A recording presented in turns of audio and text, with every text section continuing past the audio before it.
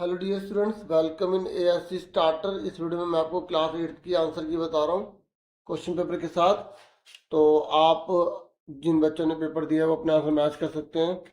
ठीक है, तो देखिए, सबसे पहले यहाँ पर मैं खंड का से स्टार्ट कर रहा हूँ। ठीक है, हिंदी मीडियम इंग्लिश में दोनों देख सकते हैं। तो पहले क्वेश्चन में यहाँ पर बोला गया था कि प्राकृतिक गैस समाप्त होने वाला एक प्राकृतिक संसाधन है। तो ये ट्रू है, फॉल्स है? तो ये ट्रू है, सत्य है। ठीक है, क्या ये ट्रू है? ठीक है, natural gas is an exhaustible natural resource. तो ये ट्रू है। ठीक है, फिर यहाँ पर बनना था डैश जल लवणों से मुक्त होने के कारण विद्युत कुचालक होता है। तो आपको बताना है कि कौन सा वाटर ऐसा होता है जिसमें से करंट फ्लो नहीं होता। ठीक है, तो कौन सा है? Distil water. तो आपको पता है, मैंने आपको शॉर्ट वीडियो प्रोवाइड की थी, वन शॉट प्रोवाइड किया था। और मुझे पूरा विश्वास है जिन्होंने देखा होगा उनको बेनिफिट मिला होगा। मैंने ऐसे सारे क्वेश्चन करवाए थे। फिर कह रहे बल की डैश इसके परिमाण से मापी जाती है। तो बताओ, the dash of force is usually express bye its magnitude.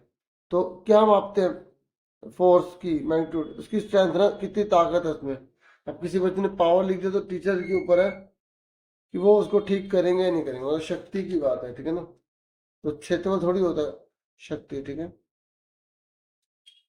फिर नेक्स्ट है विद्युत धारा के बहुत दुर्बल होने पर भी चुंबकीय सुई में विक्षेप देखा जा सकता है। तो बताओ ये सही है गलत है? तो ये ट्रू है।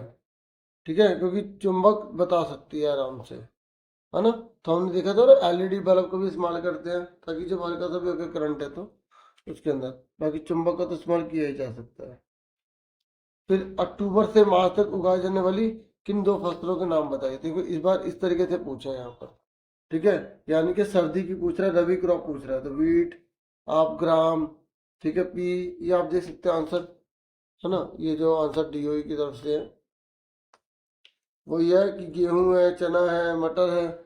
आप एग्जांपल दे सकते हैं, सरसों है। उसके बाद नेक्स्ट क्वेश्चन है, कॉपर सल्फेट विलयन में विद्युत धारा प्रवाहित होने पर यह डैश तरह डैश में वियोजित हो जाता है। ठीक है, तो आपको बताना था कॉपर सल्फेट में जब हम करेंगे तो कॉपर और सल्फेट अलग अलग हो जाएंगे। बस ये कॉपर सल्फेट इसमें आंसर था। ठीक है, फिर ये कह रहा है right the name of any two modern method of irrigation. आपको इरिगेशन के दो मॉडर्न मेथड बताने थे। ठीक है, तो स्प्रिंकलर सिस्टम, ड्रिप सिस्टम। ठीक है, फिर ढेकली क्या होता है? ठीक है, ये पुराना सिस्टम होता है पानी देने की प्रक्रिया। दोनों में से एक करना था। उसके बाद ये कह रहा right the name of the solution through which electricity can be conducted. आपको इस सॉल्यूशन का नाम बताना था जिसमें से करंट जो है वो विद्युत धारा प्रवाहित हो सकती है। तो आप बोल दो डिस्टिल वाटर में आप एसिड डाल दो, सोडा डाल दो, पोटेशियम डाल दो, शुगर डाल दो, नमक डाल दो। इस तरीके से आप वाटर में भी बोल सकते हो, वाटर में सोल्ट डाल दिया। इस तरीके से आपको नंबर मिल जाएंगे। फिर ये कह रहा है प्रेशर का फॉर्मूला क्या था? ऊपर क्या आएगा? ऊपर क्या आएगा जब हमें प्रेशर का फॉर्मूला लगाना? तो मैंने आपको बताया था फोर्स अपॉन में एरिया होता है। ठीक है, तो हिंदी में बल बोलते हैं, बल। फिर उसके बाद नेक्स्ट है चुंबक द्वारा लगाया गया बल संपर्क बल का एक उदाहरण। गलत। अरे वो तो नॉन कॉन्टैक्ट फोर्स है ना, फॉल्स आ जाएगा। ठीक है, उसके बाद कह रहे हैं लेटर इन्वर्सन क्या होता है? मैंने आपको बताया था ना कि लेफ्ट का राइट दिखाई देता है। तो मैंने आपको बताया भी था कि जैसे मिरर वाला क्वेश्चन आ सकता है, तो वही चीज़ है। ये चीज़ पास में है तो ये पास में हो जाएगी। इस तरीके से बनाना था। ठीक है, मैंने आपको उसमें बताया भी था। ठीक है, तो ये इस तरीके से यहाँ पर आंसर हो जाएगा।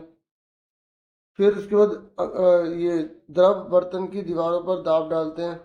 तो ये भी मैंने आपको बताया था कि हाँ भी लिक्विड जो होता है वो प्रेशर एक्सर्ट करता है। ट्रू है। ठीक है, मैंने इसकी चैप्टर वाली वीडियो दी थी ना आपको। और बल दो वस्तुओं के बीच अनुनाद क्रिया के कारण लगता है, बताइए। तो ये भी क्या है? ट्रू है। उसके बाद देखो, अब जो क्वेश्चन है ना, अब मैं उसके आंसर दिखा रहा हूँ और आप अपने आंसर मैच कर सकते हैं। बाकी हिंदी मीडियम वाले अगर चाहे तो गूगल ट्रांसलेटर की मदद से चेंज कर सकते हैं, आंसर सुन सकते हैं। अभी जिस लैंग्वेज में अवेलेबल है वो मैं दिखा रहा हूँ। ये हिंदी में पहले क्वेश्चन देख लो।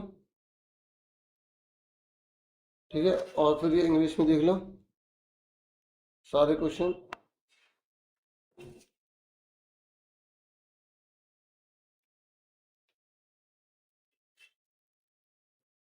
अब ये आंसर देख लो सारे।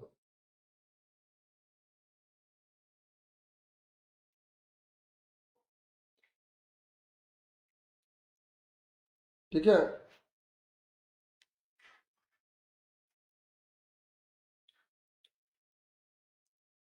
इस बार वही पेट्रोलियम वाले दे दिए थे ना, तो इस तरीके से सारे लिख दिए इन्होंने। और 2 नंबर का तो अब 2 ही बता सकते हो, ठीक है ना। ठीक है, जुड़ने की सारे बताओगे, अब 2 ही बता सकते हो। ये 2 नंबर का तो इतना तो होना ही चाहिए ना, ये थोड़ी सारे हम एक्सप्लेन कर देंगे। तो बाकी अब देख लो ये सारे आंसर।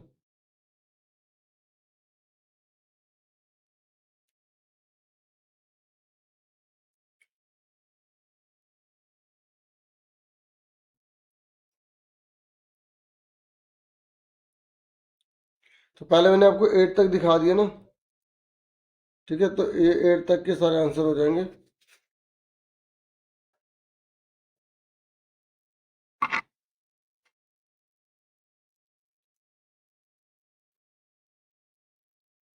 ये हिंदी में थे ना, अब ये देखो, ये आगे के क्वेश्चन है ये। ठीक है, ये मैचिंग है, ये मैचिंग मैं इसी में करके दिखा देता हूँ। ठीक है, ताकि आप मैच कर पाओ। पहले 11 तक के आंसर सारे देख लो। अच्छा, पहले एक बार इंग्लिश में दिखा दो क्वेश्चन।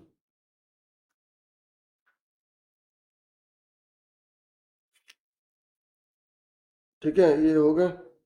अब यहाँ तक के आंसर देख लो सारे।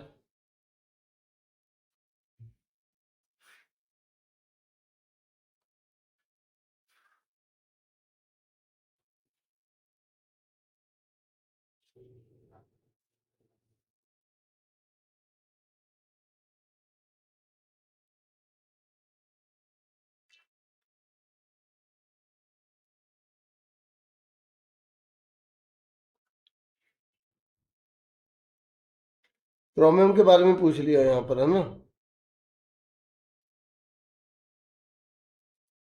अब मैचिंग का देख लो फटाफट, इसी में बता देता हूँ, है ना। मैचिंग तो इसमें बताना सही रहेगी। तो देखो, विविपर मैंने क्या बताया था आपको, विविपर एनिमल किन्हें कहते हैं, जो बच्चे देते हैं। और मेटामॉर्फोसिस जो मैडम में एकदम चेंज आ रहा है, बच्चा कुछ और लगता है, बड़ा कुछ और लगता है। हाँ है ना, तो इसका आंसर ए हो जाएगा। फिर ये असेक्सुअल किसे कहते हैं, या इसका जिसमें एक सिंगल सेल या सिंगल पेरेंट अपनी डॉटर सेल को प्रोड्यूस करती है। हाँ है ना। फिर फर्टिलाइजेशन किसे कहते हैं, मैंने आपको क्या बताया था फर्टिलाइजेशन किसे कहते हैं, जिसमें ओव्यूम और स्पर्म जो है क्या हो जाते हैं, फ्यूजन हो जाता है उनमें। ठीक है, और पर जो अंडे देते हैं। ठीक है, और फीटस किसे कहते हैं, जब बॉडी पार्ट बच्चे का पता लग जाता है, उसे हम फीटस कहते हैं।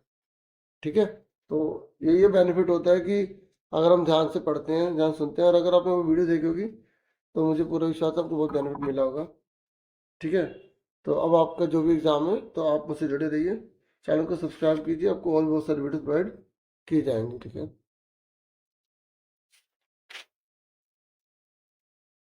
अब ये सारे के सारे ये है ना, तो मैं इसी में टिक कर देता हूँ, ताकि इसी में ही आपको पता लग जाएगा। क्योंकि ये 13 क्वेश्चन है ना, इसको मैं बता रहा हूँ। ठीक है, तो यहाँ पर जो है इसका जो है आंसर वैक्यूम है। ठीक है, जो साउंड होती है वो वैक्यूम में ट्रैवल नहीं करती, ये आपको पता होना चाहिए। और ये कह रहा है कि जो नॉर्मल है, नॉर्मल की बात की जा रही है, तो ये 60 है इसका। और मानव कान की कितनी होती है, 20 से 20,000 हर्ट्ज तक होती है, तो इसका ए है। उसके बाद ये कह रहा है कि in human sound produce by the vibration. तो जो वाइब्रेशन होता है वो किससे होता है, वाइब्रेशन हमारी किस में होता है, वोकल कॉर्ड में होता है ना। उसके बाद ये 14 है, तो ये पिक्चर है। ये ना साथी के कुछ क्वेश्चन है।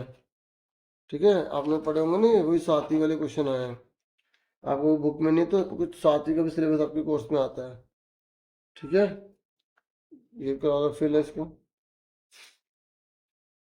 और ये जो स्टार्च है ना, यहाँ पे कार्बोहाइड्रेट के एक प्रकार होता है। फिर उसके बाद फिर से ये है ना, ये आप पढ़ सकते हैं। तो इसका हैबिटेट है ये, आपने 6 क्लास में पढ़ा होगा, है ना।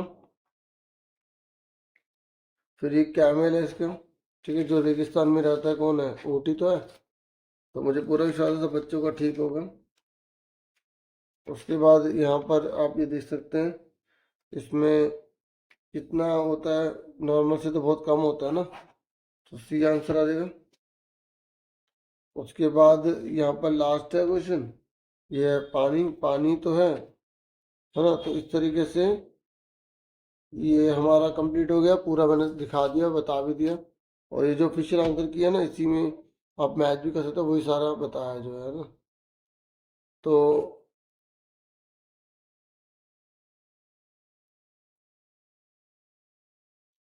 इतना ही था इस वीडियो में। Thank you for watching and listening carefully. Take care students.